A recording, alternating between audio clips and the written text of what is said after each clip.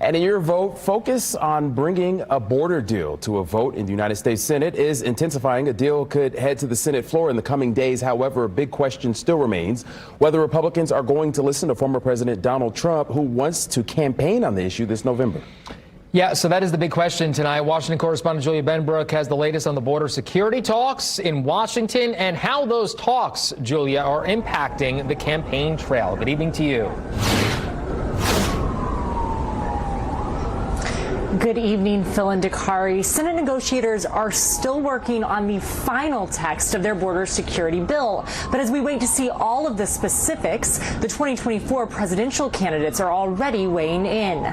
Over the weekend, President Joe Biden expressed his support for the negotiations and promised to sign the bipartisan bill if it makes it to his desk.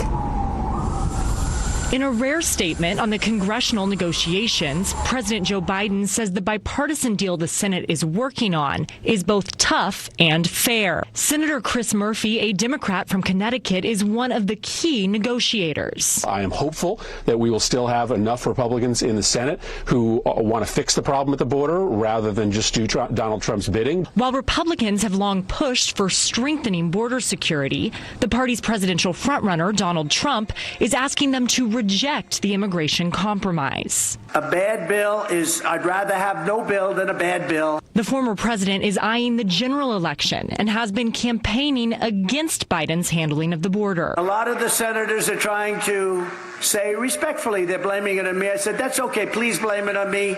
Please.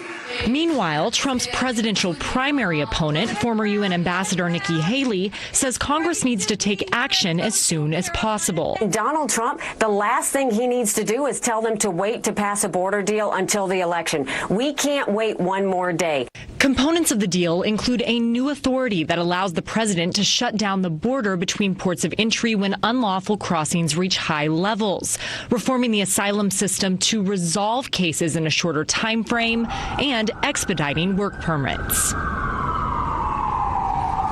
Now, if the Senate were able to pass this bipartisan deal, it would also need to pass in the House before heading to the president's desk. GOP House Speaker Mike Johnson has said that if the final deal resembles anything close to what's being reported, it would be, quote, dead on arrival in his chamber. Reporting live in Washington, D.C., Julia Benbrook, WISH TV. All right, Julia, keep us posted.